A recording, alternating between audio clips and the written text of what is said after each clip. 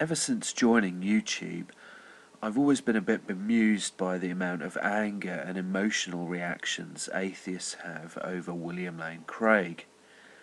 I guess since Craig is one of the most outspoken Christian philosophers and public debaters, this is to be expected. However, what is deeply concerning are the levels some atheists are willing to descend in order to try to discredit their opponents. There are lots of these around, but I'm going to pick on two reasonably recent ones.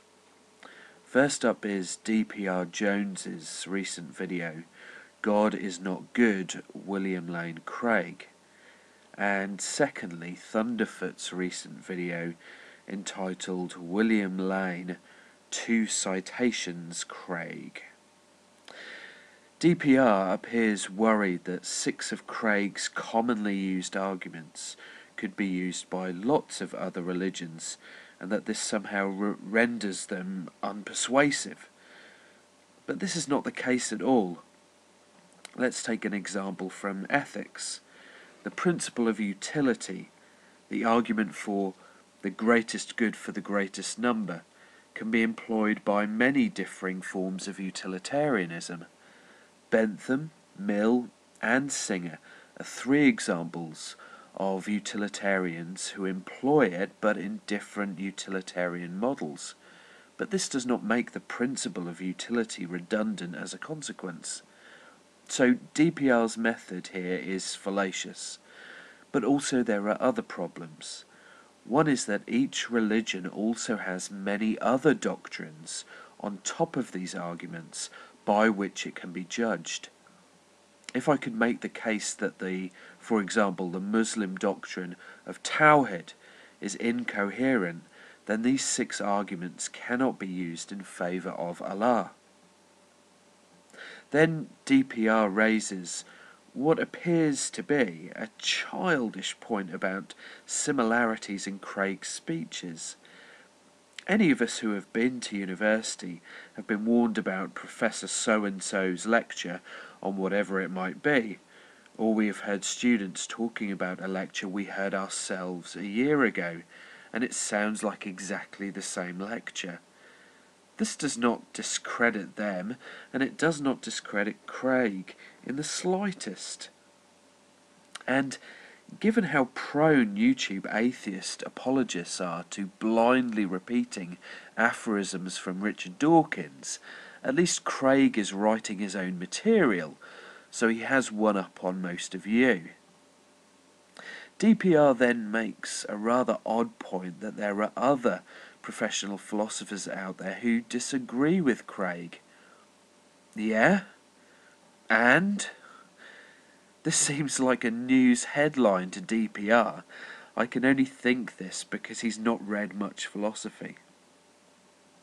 Then things get even worse, as DPR appears to think that lecturing at a Christian university is the death knell to one's philosophical career, and that this must mean that just because he has a commitment to a certain Christian theology, this means he can no longer be a genuine seeker of truth. Well, this really is an absurd ad hominem attack. Where exactly are the professional philosophers crying this message? Why are they not making this argument? They're not making it, and the answer is because they would not make such an absurd ad hominem attack on their peers. Also worth mention is the fact that postmodern philosophy has succeeded in showing that everyone has prior commitments in studying anything. So taking a position on something is not a crime, it is inevitable. Then, DPR makes a terrible hash-up when commenting on the ontological argument. For a start, he begins with Russell's summary from his History of Western Philosophy, and this summary is not a particularly good one in the way it's worded to start from. Thus DPR claims Craig is reading out his own version. This is a huge facepalm moment because anyone who knows anything about the ontological argument would know that Craig is reading Plantinga's modal ontological argument and not his own. DPR then makes the wild claim that Craig has added an element to the ontological argument, that of God as being all good. This is a real low point in DPR's video. Not that I'm implying there are any high points, by the way. For the concept of God being all good was there in the original version set forth by St. Anselm. But don't just take my word for it. Here's philosopher Robert Madel in his article The Ontological Argument, summarising Anselm's position, and he says, Anselm understands the predicate is greater than to mean the same as, objectively better or more worthy than. It was commonplace for philosophers of the Middle Ages to order things into a great chain of being according to the degree to which they possess great-making properties, such as wisdom, power, goodness, and completeness, and existence in reality. Going back now to Thunderf00t's video, it's kind of funny that exactly the same day Thunderf00t uploaded that video, this article appeared in the Guardian newspaper in the UK. Philip Bell accused it of being the academic equivalent of the stag's antlers. In other words, Dr. Mason is doing nothing other than dick measuring at this point. Then there are academic institutions which warn about the abuses of overly simplistic comparisons of H-index figures. Notice the advice here from the University of Southampton, which states that you can only compare values within a single discipline. Dr. Mason fails to heed this advice with his shoddy video. The article even points out that such a cross-discipline comparison might make an average medical researcher look good compared to a world-class mathematician. It's also interesting that the article picks out the humanities as an area to be wary of too. Another reason to beware of Dr. Mason's figures are that a couple of the papers which he cited had only just been published, but Dr. Mason doesn't bother to tell you this. So what happens when we take professional advice and compare Dr. Craig with only people in his own field? Well, the latest H-index comparison I could find in philosophy of religion was done back in 2007, and as one might expect, Alvin Plantinga was rated first. However, you will also notice Dr. Craig at 14th. In the top 20 on an H-index in your own field of study could well be worthy of saying something like world class. Going back to the professional advice about not comparing across subjects, perhaps we might be tempted to say that a naive comparison of H-index results might make an average scientist look better than a world-class philosopher. But of course, keep in mind that real academics don't like talking this way about themselves. I've certainly never heard a university professor quoting his H-index results to gain kudos. Notice the extremely highly regarded Linda Zagzebski up there alongside Craig.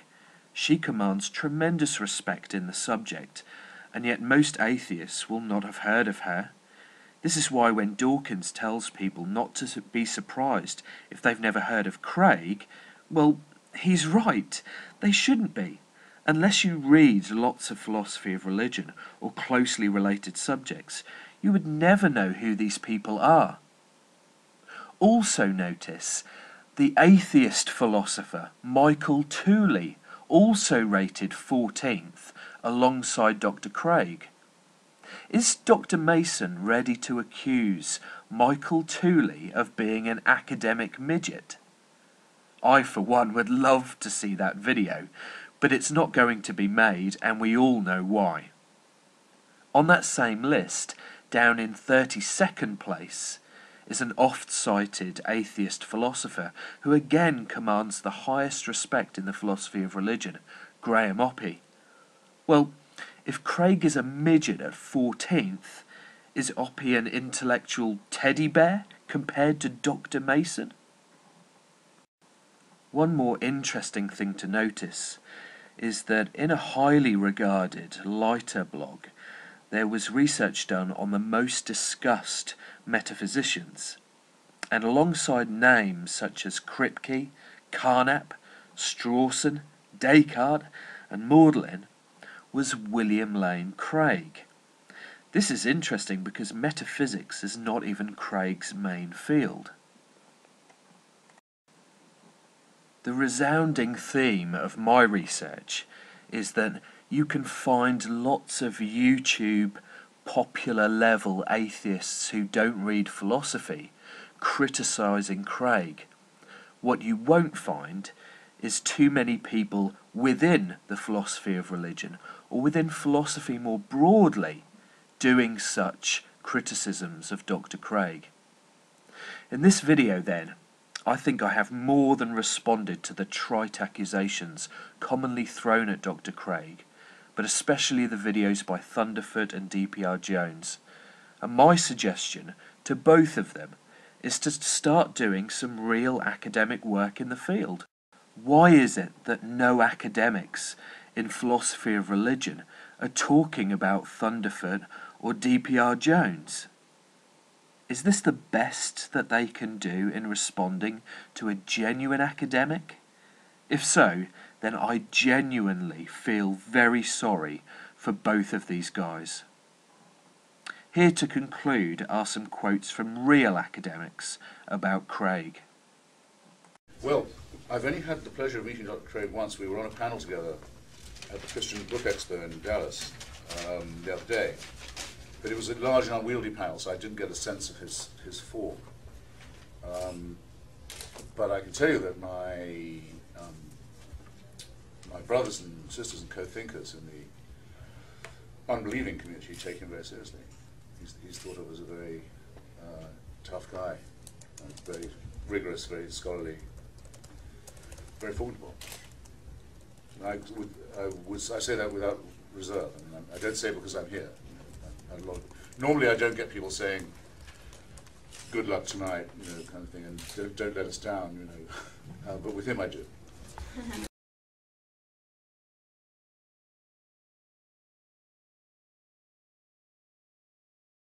He's the author of over 30 books and over 100 peer-reviewed articles in philosophy and theology. I'm just going to mention a couple of those books.